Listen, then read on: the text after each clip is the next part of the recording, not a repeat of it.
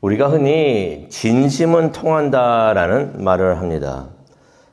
기술이나 화술, 아무리 말을 잘한다고 그것이 부족하다고 하더라도 행동에 진심이 담겨 있으면 결국 상대방의 마음의 문을 열게 되는 것입니다. 데살로니가 교회는 사도 바울이 오래 있질 않았습니다. 한 3주 어쩌면 한 달 정도 머물렀던 교회가 됩니다. 그럼에도 불구하고 그 짧은 시간에 그 교회에서는 평생을 가는 영적 변화가 있었고 또 영적 성장이 일어난 것을 우리가 성경을 통해서 보게 됩니다. 궁금합니다. 그 비결이 무엇이었을까? 오랫동안 믿음을 가지고 있었던 교회도 아니고 갓 신앙생활을 시작한 교회였는데 고난과 시련이 있을 때도 그것을 잘 지키고 믿음을 잘 지키고 교회를 튼튼하게 잘 성장시킬 수 있었던 그 비결은 무엇이었을까? 오늘 말씀을 통해서 복음을 전했던 바울의 진심을 보게 되는데 그 진심이 이루어낸 놀라운 변화, 그것을 오늘 이 아침 보고 또 기도하는 이 시간이 되기를 원합니다. 1절을 보니까 바울이 이런 말을 합니다. 비록 짧은 기간 동안이었지만은 바울과 선교팀이 데살로니가에서 행한 사역이 결코 헛되지 않았다라는 말을 합니다. 솔직히 데살로니가에서 사역했던 그 사역이 쉽지는 않았습니다. 바로 이전에 있었던 곳이 이제 빌립보가 되는데 빌립보에서 심한 고난과 모욕을 당했던 것입니다. 그래서 2절을 보면 우리가 알 수가 있지만은 데살로니가 왔을 때도 약간 주저하는 마음이 있었던 것 같습니다. 왜냐하면 데살로니가에서도 심한 반대가 있었기 때문이었습니다. 그래도 2절을 보게 되면은 바울과 선교팀은 복음을 담대하게 전했다라고 말을 하고 있습니다. 바울이 그렇게 담대할 수 있었던 이유는 진실함 때문이 아니었는가 생각을 해봅니다. 바울이 그러죠. 3절을 보게 되니까 바울과 선교팀이 잘못된 생각이나 불순한 마음이나 속임수로 복음을 전하지 않았다라는 말을 합니다. 그럴 것 같아요. 그런 생각으로 다른 마음을 가지고 복음을 전했다면은 그렇게 담대하게 전할 수가 있었을까? 깨끗하지 않은 마음이 드러날까봐 불안하지 않았을까? 그렇다면 담대하게 말씀을 전하지 못하지 않았을까 생각을 해봅니다. 그런데 바울은 4절에 이런 말을 합니다. 하나님께 인정을 받아가지고 복음 전파의 사명이 주어진 사람처럼 사역을 했다. 그러니 당연히 사람의 환심을 사려 하지 않았고요. 4절이죠. 오직 하나님만 기쁘시게 하려고 사역을 했다라고 바울이 이야기를 말을 하고 있습니다. 그러니 데살로니가 교인들을 만났을 때도 아첨하는 말을 할 필요도 없었고 하지도 않았고 5절에 그런 말을 하죠. 하나님이 증인이시다. 이 모든 것에 하나님이 증인이시다. 또 바울이 6절에 이런 말을 합니다. 사람들의 칭찬을 구한 것도 없고 원한 적도 없다라고 말을 합니다. 바울과 선교팀이 이렇게 하나님 앞에서 떳떳하니 사람들 앞에서도 떳떳할 수 있었던 것을 우리가 보게 됩니다. 이게 바울이 사역에서 특히 데살로니가 그 지역에서 사역에서 성공할 수 있었던 비결이 아닌가 생각을 해봅니다. 언제나 부끄러움 없이 당당해야 사역을 할 수 있구나. 그런데 그런 당당함은 하나님 앞에서 바로 설 때 또 가능한 것을 우리가 여기서 보게 됩니다. 그래서 바울이 데살로니가 교회에서 사역을 할 때 진실함으로 어떠한 다른 세컨 어젠다를 가지고 사역을 하는 게 아니라 진실함으로 하나님께서 주신 그 사역을 하나님을 기쁘시게 하기 위해서 했던 것을 우리가 보게 되는데 또 어떻게 사역을 했는가 7절과 8절을 보게 되니까 어머니의 마음으로 사역을 했다라고 말을 하고 있습니다. 7절을 보니까 우리는 그리스도의 사도로서 권위를 주장할 수도 있었지만 마치 어머니가 자녀를 돌보는 것 같이 유순하게 처신했다라고 말을 하고 있습니다. 바울이 자신을 아이를 돌보는 어머니, 유모, 아이를 돌보는 어머니로 표현을 하고 있습니다. 그만큼 바울이 교회에서 사역을 하면서 교회를 그렇게 사랑을 했다는 것을 우리가 8절을 통해서 볼 수가 있습니다.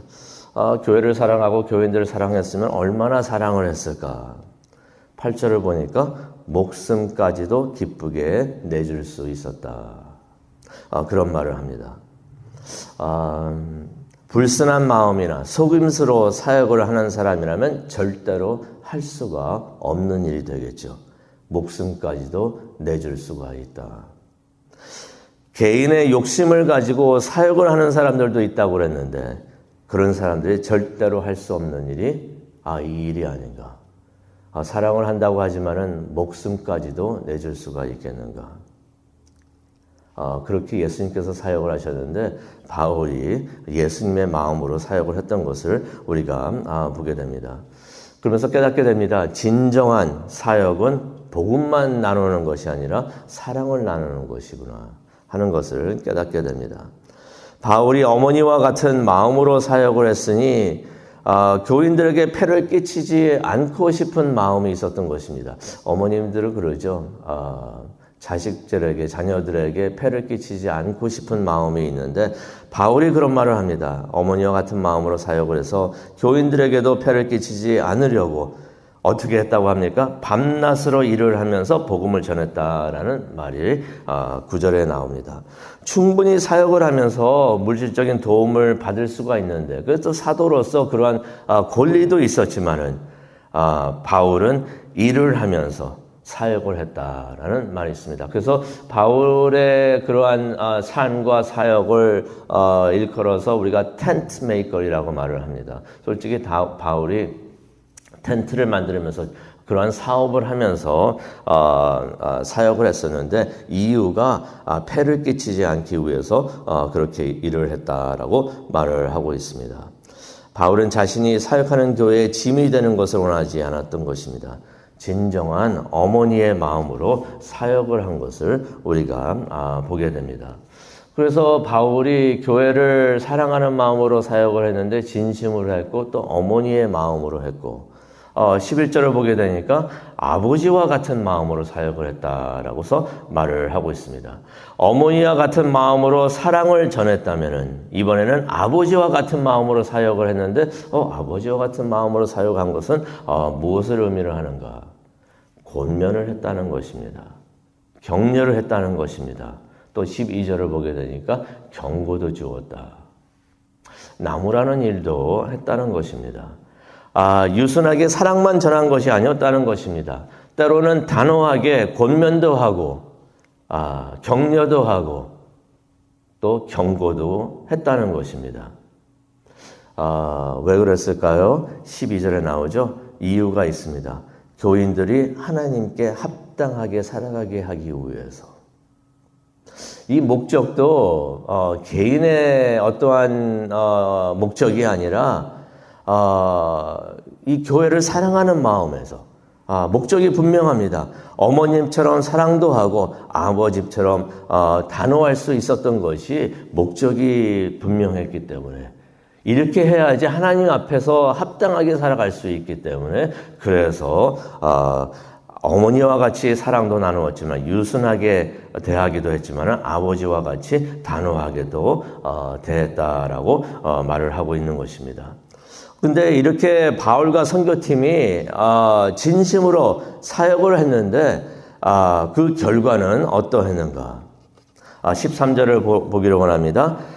교인들이 그들이 전한 복음을 사람의 말로 받아들이지 않고 하나님의 말씀으로 받아들였다.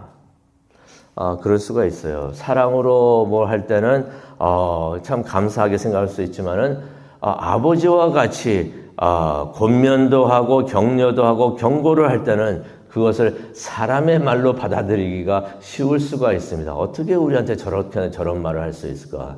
저런 행동을 할 수 있을까라고 생각을 할 수 있는데 그럴 때에도 교인들이 어떻게 받아들였다고 합니까? 사람의 말로 받아들인 것이 아니라 하나님의 말씀으로 받아들였다라는 말씀이 13절에 나와 있습니다. 그리고 그들이 받아들인 그 말씀이 살아 움직여서 크게 역사를 했다고 합니다. 그들의 삶을 변화시키고 있었던 것을 바울이 기록을 하고 있습니다. 또 어떤 결과가 있었는가? 14절에 나오죠. 데살로니가 교회가 유대에 있는 다른 선한 교회들을 잘 본받아서 고난과 시련을 잘 인내하고 있다라고 말을 하고 있습니다.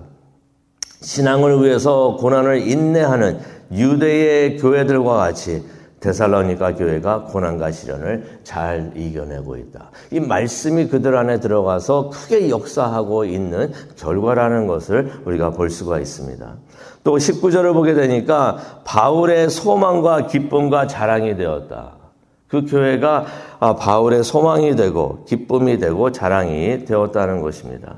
이 데살로니가 교회가 바울이 재림하시는 예수님에게 기쁘게 보여드릴 수 있는 나중에 그 달란트에 나오는 그 비유와 같이 예수님께서 모든 것을 정산하기 위해서 다시 오시는데 재림하시는 예수님에게 주님께서 나에게 주셨던 이만큼의 달란트 내가 이만큼 열심히 섬겨서 이만큼을 모았습니다 라고서 예수님에게 보여드릴 수 있는 그 자랑과 기쁨과 소망이 되는 것이 데살로니가 교회다라고서 말을 하고 있는 것입니다.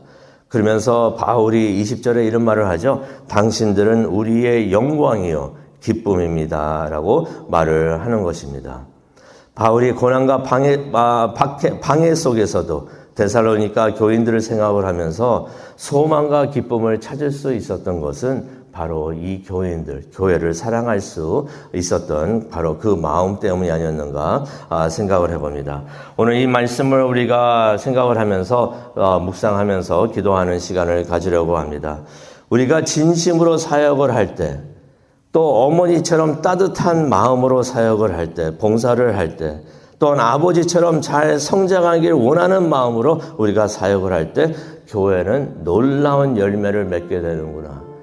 교회에 큰 변화가 있고 교회가 하나님이 원하시는 모습으로 성장할 수 있게 되는구나 하는 것을 말씀을 통해서 보게 됩니다.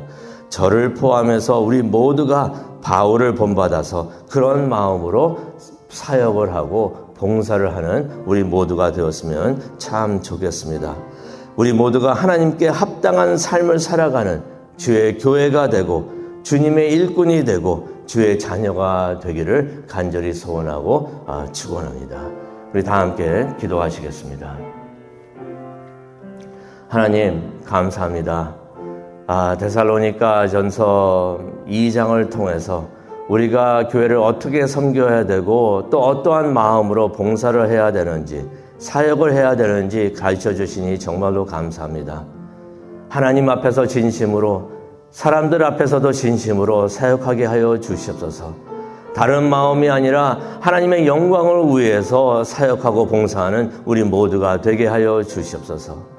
또 어머니의 사랑하는 마음으로 교회를 사랑하고 섬길 수 있는 우리 모두가 되게 하여 주시옵시고 또 아버지의 마음으로 단호하게 때로는 단호하게 격려도 하고 위로도 하고 경고도 주면서 아버지의 마음으로 사역하게 하여 주시옵소서. 모든 것이 하나님의 영광을 위해서 교회가 하나님 앞에 합당하게 설 수 있도록 그러한 이유를 가지고 목적을 가지고 사역하고 봉사하는 우리 모두가 되게 하여 주시옵소서. 그래서 예수님께서 돌아오실 때 기쁨이 되고 소망이 되고 자랑이 될 수 있는 우리 교회가 되고 시원교회가 되고 우리 모두가 될 수 있도록 하나님 은혜 내려 주시옵소서. 하나님 이것을 위해서 기도하기를 원합니다. 성령님께서 함께하여 주셔서 우리의 마음을 붙잡아 주시고 우리의 교회를 붙잡아 주셔서 기도를 붙잡아 주셔서 아버지여 말씀대로 살아가는 우리 모두가 될 수 있도록 하나님 인도하여 주시옵소서. 감사합니다. 예수님의 이름으로 기도합니다. 아멘.